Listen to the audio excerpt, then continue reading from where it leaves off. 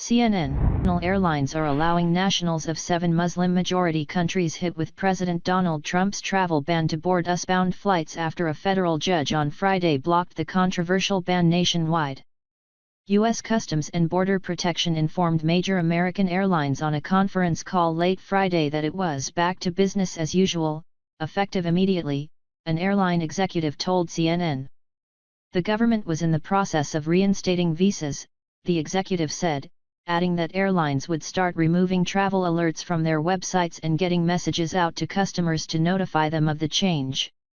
Trump signed an executive order on January 27 temporarily barring citizens from Yemen, Iran, Libya, Somalia, Sudan, Syria, and Iraq from entering the country. The move immediately prompted a slew of legal challenges. Qatar Airways and Etihad Airways, both major operators that connect the Middle East to the United States, said Saturday they would allow citizens of the affected nations on their US-bound flights. Qatar Airways said those presenting a valid, unexpired visa or green card would also be allowed to board. Air France also said it would accept passengers from the 7 countries. Air France takes note of the decision of the American courts to suspend the presidential decree of January 27, 2017 prohibiting entry into the U.S. for citizens of 7 countries, the airline said.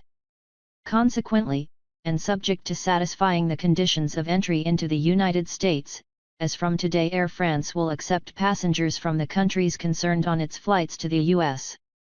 Germany's largest carrier, Lufthansa, made a similar announcement but warned that short-notice changes to the immigration regulations may occur at any time. No rush to the U.S. The travel ban has caused confusion in many countries, raising questions of whether people with dual nationality would still be barred from entering the country. It first appeared that the Trump administration would strike deals country by country, but the Department of Homeland Security later clarified that the ban did not apply to dual nationals with passports from countries not on the blacklist. People traveling on diplomatic, NATO or UN visas were also exempt from the ban. Despite the judge's ruling and airlines' announcements that the ban was halted, there appeared to be no rush to the U.S. from the regional hubs connecting passengers from the Middle East to the United States.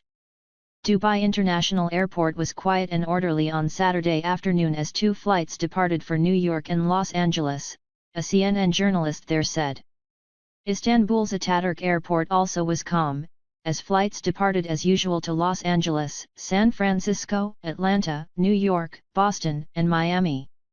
U.S. District Judge James Robart, a George W. Bush appointee who presides in Washington state, temporarily stopped Trump's travel ban on Friday night. The White House quickly responded, calling the order outrageous and vowing to appeal. At the earliest possible time, the Department of Justice intends to file an emergency stay of this outrageous order and defend the executive order of the president, which we believe is lawful and appropriate, White House Press Secretary Sean Spicer said in a statement. The White House dropped the word outrageous minutes later in a second statement.